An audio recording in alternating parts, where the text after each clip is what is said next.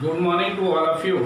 मैं Brajesh Kumar, biology lecturer, आप सभी का online classes Tagore children academy Surajgarh में स्वागत करता हूँ। बच्चों, इससे पहले वाले वीडियो लेक्चर में मैंने आपको टेस्टिस की संरचना और फंक्शन के बारे में बताया था। ठीक है। मेल रिप्रोडक्टिव ऑर्गन के अंदर या सिस्टम के अंदर सबसे पहले अपन प्राइमरी ऑर्गन को लेके चले थे, जिसमें मैंने वृषण की संरचना, वृषण के कार्य। ठीक। आज का अपना टॉपिक है वृषण से आगे, जिसका नाम आता है आधिवृषण या एपिडाइडिमिस। क्या बोलेंगे? आधिवृषण या एपिडाइडिमिस। ये जो आधिवृषण होता है मनुष्य में, यह पतला, लगभग 6 मीटर लंबा, अत्यधिक कुंडलित, चपटा और कोमा के आकार का होता है। जो कोमा लगाते हैं ना, अर्धविराम, ठीक उसी के आकार का होता है। अगर इसी स्ट्रक्चर को हम रैबिट में देखें तो मेल रैबिट के अंदर इसकी लंबाई लगभग 3 मीटर होती है, जबकि ह्यूमन या मानव में मेल के अंदर इसकी लंबाई लगभग कितनी बताई मैंने? 6 मीटर। पतला होगा, चपटा होगा, अत्यधिक कुंडलित होता है और कैसा बताया मैंने? कोमा के आकार का होता है। इसमें पाए जाने वाले जो कुंडल होते हैं वह आपस में संयोजी ऊतक द्वारा चिपके रहते हैं। आपस में किसके द्वारा जुड़ जाते हैं? चिपक जाते हैं, एडेस हो जाते हैं संयोजी ऊतक के द्वारा, कनेक्टिव टिश्यूज के द्वारा। ठीक है। आगे हम ये कह रहे होते हैं कि आधिवृषण की जो दीवार होती है उसमें बाह्य मोटा पेशी स्तर और जो आंतरिक स्तर होता है यह स्तरित उपकला, स्ट्रैटिफाइड एपिथेलियम के द्वारा बना होता है। किसके द्वारा बना होता है? स्ट्रैटिफाइड एपिथेलियम स्तरित उपकला के द्वारा आस्तरित होता है या लाइंड अप होता है। ठीक है ना। आगे हम ये कह रहे होते हैं कि ये जो आधिवृषण है या एपिडाइडिमिस है, ये 3 भागों में बटा होता है। एक भाग इसमें कैपुट एपिडाइडिमिस कहलाता है, दूसरा भाग कॉर्पस एपिडाइडिमिस कहलाता है, तीसरा भाग कॉडा एपिडाइडिमिस कहलाता है। कैपुट एपिडाइडिमिस को हम कह रहे होते हैं शीर्ष आधिवृषण। आधिवृषण का कौन सा वाला भाग होता है? ऊपर वाला भाग होता है, चौड़ा भाग होता है और यह वृषण की ऊपरी सतह को ढके हुए पाया जाता है। आधिवृषण के इसी भाग में, मीन्स शीर्ष आधिवृषण में क्या आकर के खुल जाती हैं? अपवाही वाहिनिकाएं आकर खुल जाती हैं, जिनको शुक्र वाहिकाएं भी कहा जाता है या बासा इफ्रेंसिया भी कह देते हैं। ठीक है। कहां से आती हैं? वृषण के वृषण जालक वाले भाग से सारी की सारी निकलकर और कहां पर प्रवेश कर जाती हैं? शीर्ष आधिवृषण में। ठीक है। इसके पश्चात आता है आधिवृषण काय, जिसे हम कॉर्पस एपिडाइडिमिस भी कहते हैं। यह मध्य का भाग होता है, नैरोअर होता है, संकरा होता है तथा यह पतला और चपटा होता है, जो वृषण की पश्च सतह तक फैला हुआ पाया जाता है। कहाँ तक फैला हुआ पाया जा रहा होता है? वृषण की पश्च सतह तक फैला हुआ पाया जाता है। तीसरा जो पार्ट होता है उसे हम कह रहे होते हैं कॉडा एपिडाइडिमिस, पुच्छीय आधिवृषण या पुच्छक आधिवृषण। ये जो पार्ट होता है, ये पार्ट आधिवृषण का अंतिम भाग होता है, जो पतला होता है तथा वृषण के पश्च भाग को ढके हुए रहता है। ठीक है, इस प्रकार से हम कह सकते हैं कि जो आदि वृषण है यह पतला, लगभग 6 मीटर लंबा, अत्यधिक कुंडलित, चपटा और कोमा के आकार का होता है, जिसमें पाए जाने वाले कुंडल आपस में संयोजी ऊतक द्वारा चिपके रहते हैं। इसकी दीवार का जो बाहरी स्तर होता है वो मोटा पेशीय होता है, एक आंतरिक स्तर होता है। दोनों स्तर स्तरित उपकला द्वारा आस्तरित रहते हैं या बने होते हैं। मैंने बताया था कि आदि वृषण को 3 भागों में बांटा जाता है। एक कैपुट एपिडाइडिमिस, जिसको हिंदी में शीर्ष आदि वृषण कहा जाता है। दूसरा कॉर्पस एपिडाइडिमिस, जिसको आदि वृषण काय कहते हैं। और तीसरा पुच्छक आदि वृषण, जिसे कॉडा एपिडाइडिमिस कह देते हैं। अभी मैंने आपको बताया था कि जो कैपुट एपिडाइडिमिस या शीर्ष आदि वृषण का होता है, ये आदि वृषण का चौड़ा भाग होता है और वृषण के ऊपरी सतह को ढके रहता है। और साथ में हम कह रहे होते हैं कि इसी भाग में कौन सी वाली नलिकाएं आकर के खोलेंगी? अपवाही बाह्यनिकाएं, जिनको हम शुक्र बाह्यिकाएं या बासा इफ्रेंसिया कह देते हैं, खुल जाती हैं। इसके पश्चात आता है आदि वृषण काय या कॉर्पस एपिडाइडिमिस। मैंने कहा था ये मध्य का भाग, नैरोअर या शकरा भाग होता है, जो पतला होता है और चपटा होता है तथा यह वृषण के पश्च भाग तक फैला हुआ पाया जाता है। अंतिम जो पार्ट होता है उसे कहते हैं कॉडा एपिडाइडिमिस, पुच्छीय आदि वृषण या पुच्छक आदि वृषण। यह आदि वृषण का अंतिम भाग होता है और मैंने आपको बताया था कि यह पतला होता है तथा वृषण के पश्च भाग या सतह को ढके रखता है। ठीक है, इसके पश्चात बात आती है आदि वृषण के कार्य, फंक्शन ऑफ एपिडाइडिमिस। सबसे पहले हम ये कह रहे होते हैं कि आदि वृषण का जो कार्य होता है ये शुक्राणुओं को पोषण प्रदान करना होता है, शुक्राणुओं को न्यूट्रिशन देना होता है, शुक्राणुओं का नरिशमेंट करना होता है। और वे शुक्राणु कहाँ पर बनते हैं? वृषण में बनते हैं, शुक्र जनन नलिकाओं में, जिनको हम सेमिनिफेरस ट्यूबल्स कह रहे होते हैं, जो वृषण की संरचनात्मक और क्रियात्मक इकाई होती है।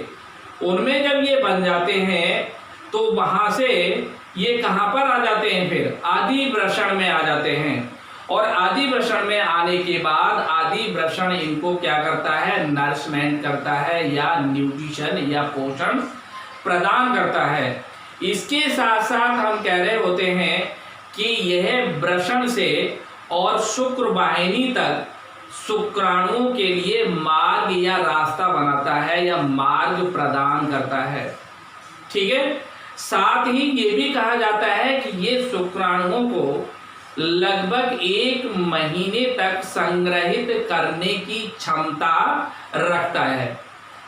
एक सबसे बड़ी जो इसकी स्पेशल फीचर होती है या विशेषता होती है वो ये होती है कि यदि हम वृषण में बने हुए शुक्राणुओं को वहां से डायरेक्ट आइसोलेट करें और उससे फर्टिलाइजेशन करवाने का प्रयास करें तो वह फर्टिलाइजेशन के योग्य नहीं होते, अर्थात उनमें कैपेसिटेशन नहीं पाया जाता है, योग्यता अर्जन नहीं होता, निषेचन की क्षमता नहीं होती। लेकिन निषेचन की क्षमता या कैपेसिटेशन या योग्यता अर्जन भी कहाँ से प्राप्त होता है? आदि वृषण से।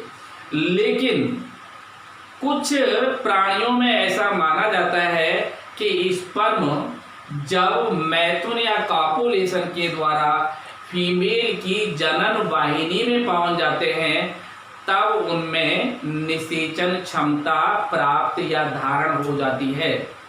ठीक है, क्लियर हो गया। तो इसलिए हम आदि वृषण के जो कार्य होते हैं, फंक्शंस होते हैं, उनको काफी इंपॉर्टेंट मान रहे होते हैं। ठीक, इसके पश्चात नेक्स्ट जो पार्ट आता है आदि वृषण के बाद, उसे हम कह रहे होते हैं शुक्र वाहिनी। शुक्र वाहिनी को कहा जाता है वाश डिफरेंस।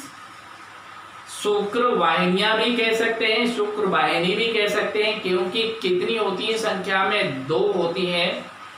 प्रत्येक जो शुक्र वाहिनी होती है इसकी लंबाई लगभग 45 सेंटीमीटर होती है, और जो पुच्छक आदि वृषण वाला भाग होता है, यही भाग कम कुंडलित एवं मोटा होकर और पूरी तरह से सीधा हो जाता है, स्ट्रेट हो जाता है।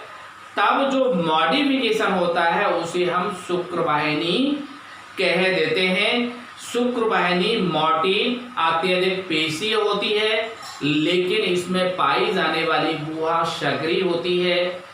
इसका जो आंतरिक स्तर होता है यह कूट स्तरित स्तंभी उपकला द्वारा बना होता है, अर्थात सीडो स्ट्रेटिफाइड कॉलमनर एपिथेलियम द्वारा बना होता है। और वह जो अंदर वाला स्तर कूट स्तरित स्तंभी उपकला से बना होता है वो मस्कुलर होता है, और इनमें से कुछ कोशिकाएं तरल को स्रावित करती हैं, सीक्रेशन करती हैं, और उस सीक्रेशन के कारण क्या होता है, शुक्र वाहिनी एकदम से स्मूथ या चिकनी हो जाती है, जिससे शुक्राणुओं के लिए गति करने में आसानी मिल जाती है। अर्थात हम कह सकते हैं कि शुक्र वाहिनी शुक्राणुओं के लिए उस तरल के चिकनाहट से मार्ग प्रदान कर देती है। ठीक है, दूसरा, जब उसमें पेशीय संकुचन होता है, पेशियां होती हैं, तो उनमें तरंगति होगी, पेरिस्टाल्टिक मूवमेंट होगा, क्रमाकुंचन गति होगी, जिसके कारण शुक्र वाहिनी में शुक्राणु निरंतर आगे की तरफ बढ़ते रहते हैं।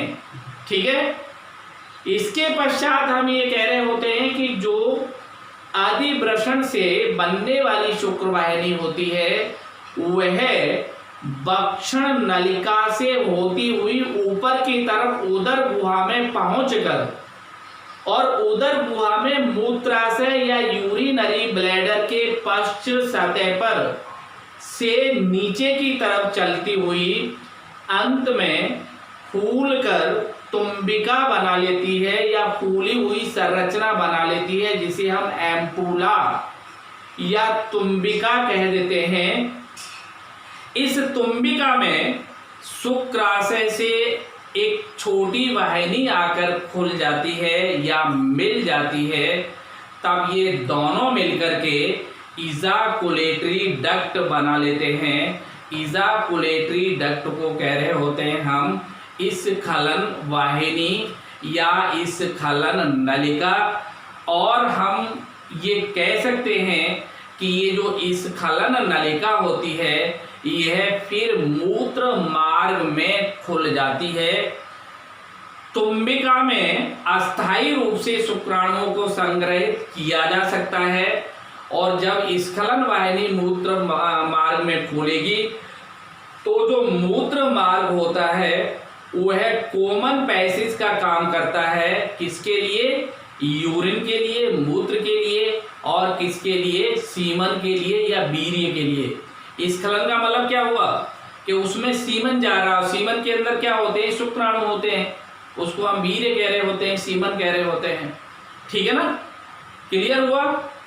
अब देखिए इसके बाद आगे जो पार्ट आता है उसे हम कह रहे होते हैं मूत्र मार्ग या यूरिथ्रा।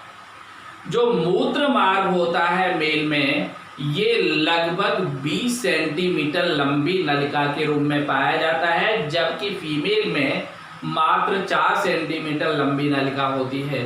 ठीक है, मूत्र मार्ग का मतलब क्या होगा? जो यूरिनरी ब्लैडर है या मूत्राशय है, उससे जो यूरिन डक्ट निकलती है, मूत्र नलिका निकलती है, वह मूत्र नलिका इस स्खलन वाहिनी के साथ मिलकर क्या बना लेती है, मूत्र जनन नलिका बना लेती है।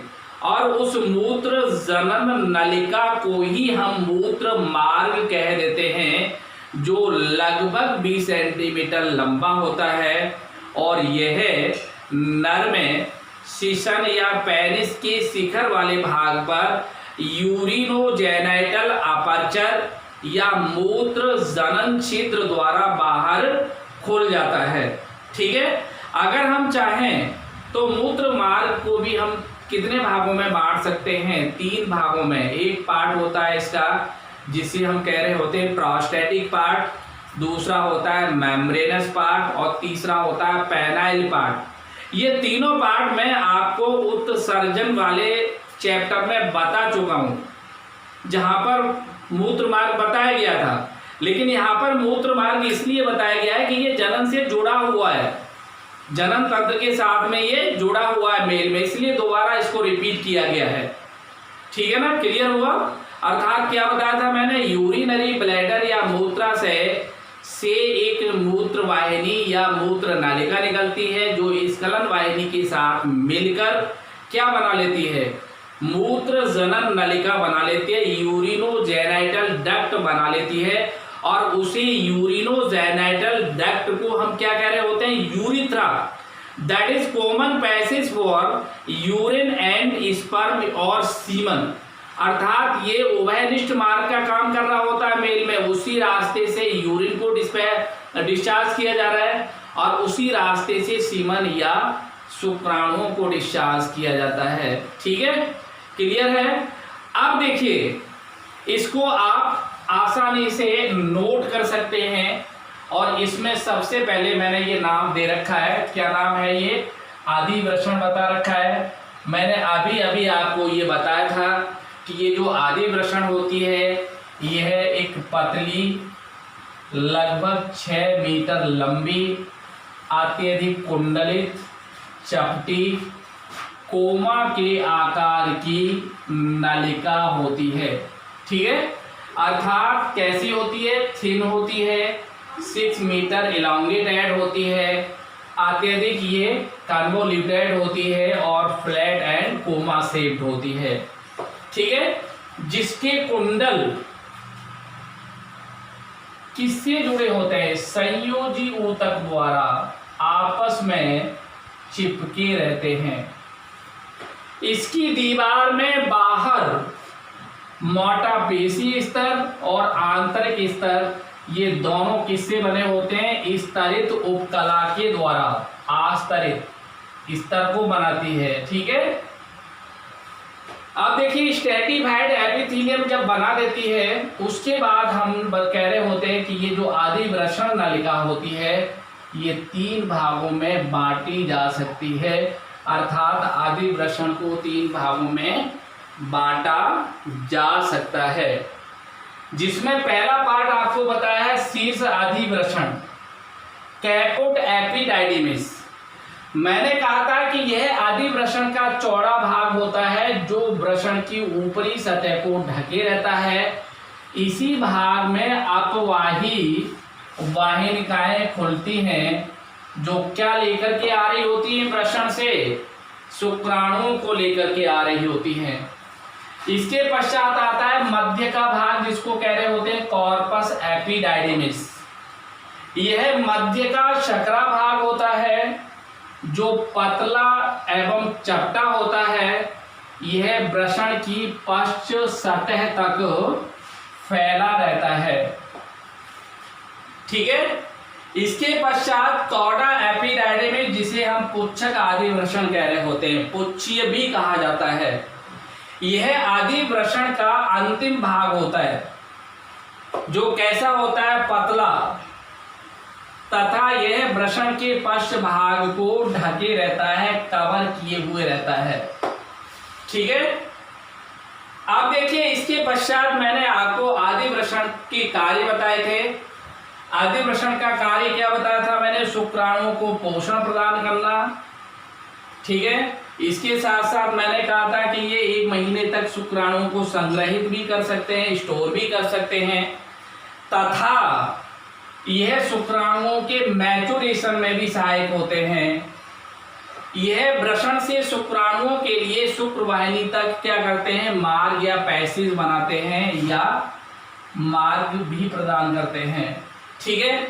साथ में मैंने एक चीज और भी बताई थी कि ये जो आदि वृषण होता है, इसमें जब शुक्राणु पहुंच जाते हैं तो बहुत सारे जीवों में उनके अंदर कैपिसिटेशन अर्थात निषेचन की क्षमता क्रिएट हो जाती है। ठीक है। अब देखिए इसके पश्चात शुक्रवाहिनी बास डिफरेंस, इसमें मैंने बताया था शुक्रवाहिनी की लंबाई लगभग 45 सेंटीमीटर होती है। यह कहां से निकलती है, पुच्छक आदि वृषण तम कुंडलित मोटी नलिका के रूप में सीधा होकर शुक्रवाहिनी का निर्माण करता है। यह मोटी पेशीय एवं सक्रिय गुहा युक्त होती है। इसकी भीतरी सतह कूट स्तरित स्तंभी उपकला से बनी होती है। इसकी कुछ कोशिकाएं तरल द्रव स्रावित करती हैं जो शुक्रवाहिनी को शुक्राणुओं के गमन के लिए मार्ग को चिकना बनाता है। इसकी पेशियों में तरंगति होने के कारण शुक्राणु मार्ग में आगे बढ़ते रहते हैं। आदि वृषण के पश्च भाग से शुक्रवाहिनी वक्षण नलिका से होकर ऊपर की ओर उदक गुहा में मूत्राशय की पश्च सतह से नीचे की ओर चलकर अंत में तुम्बिका एक फूली हुई संरचना एम्पुला बनाती है, जिसमें शुक्राशय से एक छोटी वाहिनी आकर खुलती है। ये दोनों मिलकर के इजाकुलेटरी डक्ट या स्खलन वाहिनी बना लेती हैं।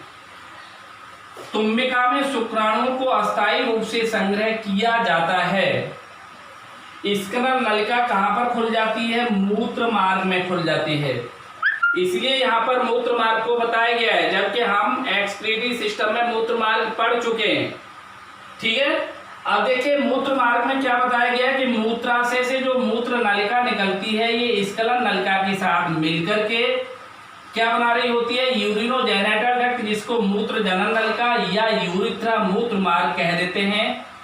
यह नलिका शिशन या पेनिस के शीर्ष वाले भाग पर एक मूत्र जनन छिद्र यूरिनोजेनिटल अपर्चर द्वारा बाहर खुलता है। मूत्र मार्ग मूत्र एवं वीर्य के लिए उभयनिष्ठ मार्ग बनाता है। मूत्र मार्ग लगभग कितना लंबा होता है, 20 सेंटीमीटर लंबी नलिका के रूप में यह लंबा होता है। ठीक है। अब देखिए मैंने आपको बताया था कि मूत्र मार्ग को हम 3 भागों में बांट भी सकते हैं, जो आपको एक्सक्रीटरी सिस्टम में बता रखा है, इसलिए यहाँ पर इसके डिवीजन मैंने आपको नहीं बताए, जिसमें मैंने कहा था कि एक प्रोस्टेटिक पार्ट होगा, दूसरा मेम्ब्रेनस पार्ट होगा, तीसरा पेनाइल पार्ट होगा। क्लियर हो गया। अब देखिए इसके पश्चात आगे हम देखते हैं ये पूरा का पूरा डायग्राम, जिसमें ये वृषण लगा हुआ है। ये कोमा के आकार की जो संरचना है, इसको हम आदि वृषण कह रहे हैं, और ये जो नलिका निकल के जा रही है, इसको शुक्रवाहिनी कह रहे हैं। ठीक है। तब देखिए इसमें सबसे पहले जब हम टेस्टिस की बात कर रहे होते हैं, तो मैंने ये कहा था कि मेल में एक जोड़ी अंडाकार गुलाबी रंग के वृषण कोश में उदर गुहा से बाहर स्थित होते हैं। बताया था कि नहीं बताया था। साथ में जब मैंने आपको वृषण की संरचना और कार्य बताया था, तब ये कहा था कि प्रत्येक जो वृषण होता है, इसकी जो मोटाई है लगभग 4 सेंटीमीटर होती है, लंबाई 2.5 सेंटीमीटर होती है, और प्रत्येक वृषण का जो वजन होता है ये लगभग 10 से 15 ग्राम होता है, 10 to 15 ग्राम। ठीक है। इसके बाद मैंने कहा था कि प्रत्येक टेस्टिस या वृषण के ऊपर 2 आवरण पाए जाते हैं, जिन्हें हम क्या कह रहे होते हैं, वृषण खोल या टेस्टिक्यूलर कैप्सूल कह रहे होते हैं। इसमें जो बाहर वाला आवरण यह आवरण ट्यूनिका वैजिनैलिस, या हम इसको हिंदी में कह रहे होते हैं यौनिक कंचुक पाया जाता है, जो उदर गुहा के उदरावरणीय झिल्ली से बनता है। जो उदर गुहा की उदरावरण झिल्ली होती है वही इस ट्यूनिका वैजिनैलिस को बना रही होती है। ठीक है, इसके पश्चात मैंने कहा था जो अंदर वाला आवरण होता है जो श्वेत तंतुमय संयोजी ऊतक द्वारा बना होता है, इसे हम ट्यूनिका एल्बुजिनिया कह रहे होते हैं। यह श्वेत कंचुक कहलाता है। और यह जो ट्यूनिका एल्बुजिनिया है, यह ट्यूनिका एल्बुजिनिया जगह जगह पर अंदर की तरफ धंसा हुआ है। ये देखो धस के जा रहा है ना, यहां से ये धंसा हुआ है। जब ये अंदर की तरफ धस जाता है वृषण में, अंदर की तरफ जब ये एम्बेडेड हो जाता है तो इसमें बहुत सारे पट्ट बन जाते हैं, बहुत सारी बीच बीच में दीवारें बन जाती हैं, जिनको हम वृषण पट्ट या सेप्ट्यूला टेस्टिस कह देते हैं। क्या कह देते हैं इनको? वृषण पट्ट या सेप्ट्यूला टेस्टिस कह देते हैं। ठीक है, इसके कारण क्या होता है, एक वृषण के अंदर लगभग 250 से 300 ये पिंडक बन जाते हैं। ट्राइएंगुलर ये क्या बन जाते हैं, लॉब्यूल्स, जिनको हम पिंडक ऊतक या लॉब्यूल्स टिश्यूज कह देते हैं। और इनमें संयोजी ऊतक पड़ा होता है। प्रत्येक पिंडक के अंदर या पिंडक ऊतक के अंदर 2 से 3 पतली महीन कुंडलित नलिकाएं पड़ी होती हैं, जिन्हें शुक्र जनन नलिकाएं या सेमनीफेरस ट्यूब्यूल्स कह देते हैं। और ये शुक्र जनन नलिकाएं क्या कहला रही होती है, वृषण की कार्यात्मक और संरचनात्मक इकाई कहलाती हैं। इन्हीं के अंदर किसका निर्माण होता है, इन्हीं के अंदर शुक्राणु बनते हैं। और किससे बनते हैं, जनन उपकला से। मैंने आपको बताया था जनन उपकला में 2 प्रकार की कोशिकाएं पाई जा रही होती है, जिसमें एक स्पर्मेटोगोनिडियल सेल जो शुक्राणुओं को बनाती हैं, और दूसरी सर्टोली सेल जो शुक्राणुओं को प्रोटेक्ट करती हैं, सपोर्ट कर रही होती हैं और उन्हें न्यूट्रिशन दे रही होती हैं। बताया था कि नहीं बताया था पहले वाले वीडियो में। साथ ही मैंने ये भी कहा था कि सेमनीफेरस ट्यूबल के ऊपर वाला जो आधारी झिल्ली है वो ट्यूनिका प्रोपरिया, और उसके नीचे जर्मिनल एपिथेलियम। जर्मिनल एपिथेलियम में 2 प्रकार की सेल होती हैं, स्पर्मेटोगोनिडियल और सर्टोली सेल। दोनों के बारे में मैंने काफी डिटेल बताया था। अब देखिए, प्रत्येक जो शुक्र जनन नलिका होती है, इसके चारों तरफ क्या होता है, संयोजी ऊतक। और इस संयोजी ऊतक में क्या पड़ा होता है, इसमें अंतराली कोशिकाएं होती हैं, इसमें तंत्रिका तंतु होते हैं, और इसमें रुधिर कोशिकाएं होती है। अंतराली कोशिकाएं क्या करती हैं, यहाँ पर मेल हार्मोन टेस्टोस्टेरोन को स्रावित करती हैं, जो मेल में या नर में क्या करता है, द्वितीयक लैंगिक लक्षणों का विकास करता है, जिसमें दाढ़ी मूंछ का आना, आवाज का भारी होना, अर्थात मैच्योरिटी आ जाना। ठीक है ना, ये सारे जो लक्षण हैं वो सेकेंडरी सेक्सुअल कैरेक्टर्स कहलाते हैं, जिसमें सहायक जनन अंगों का भी विकास हो जाता है। ठीक है, इसके पश्चात ये जो नलिका है, ये वृषण सतह से जब अंदर की तरफ जा रही होती है तो ये यहाँ पर सीधी होना शुरू हो जाती हैं, और सीधी होकर के कम कुंडलित होकर के सीधी हो जाती हैं। और सीधी होने के बाद छोटी छोटी नलिकाओं के घने जाल में खुल जाती हैं। इस घने जाल को कह रहे होते हैं वृषण जालक। क्या कह रहे होते हैं, वृषण जालक या रेटेटेस्टिस। इस रेटेटेस्टिस से 15 से 20 नलिकाएं निकलती हैं, जिन्हें हम क्या कह रहे होते हैं, बासा इफ्रेंसिया। क्या कह रहे होते हैं, बासा इफ्रेंसिया या अपवाही बाह्यनिकाएं, या हम चाहे तो इनका दूसरा नाम दे रहे होते हैं, जिसमें कहते हैं शुक्र बाहिकाएं। शुक्र वाहिकाओं का जो आंतरिक सतह होती है और जो बाह्य सतह होती है, बाह्य जो इसमें अंदर की तरफ जब जाएंगे काटेंगे तो इसमें जो बाहर की तरफ आवरण होता है वह किससे बना होता है, उसे हम कह रहे होते हैं पश्चमाभि स्तंभी उपकला के द्वारा। और उसके ऊपर की तरफ एक बर्तुल पेशी का स्तर पाया जा रहा होता है। किसका? बर्तुल पेशी का स्तर पाया जा रहा होता है। अर्थात जब हम काट रहे होते हैं तो इसकी जो आंतरिक सतह होती है शुक्र वाहिका की, वो किससे बनी होती है बताओ? उसको कह रहे होते हैं हम, जिसमें मैंने अभी बताया था पक्षमाभी स्तंभी उपकला, और उसके बाहर की तरफ एक बर्तुल पेशी स्तर पाया जाता है। अब देखिए इसके पश्चात जब आगे हम जा रहे होते हैं तो ये जो कोमा के आकार की संरचना है, इसको हम आदिवृषण कह रहे होते हैं। इसकी लंबाई कितनी होती है? लगभग 6 मीटर होती है। पतला होता है, चपटा होता है, अत्यधिक कुंडलित होता है और कोमा के आकार का होता है। इसमें पाए जाने वाले ये जो कुंडल होते हैं, ये कुंडल आपस में किसके द्वारा जुड़े होते हैं? संयोजी ऊतक के द्वारा जुड़े रहते हैं।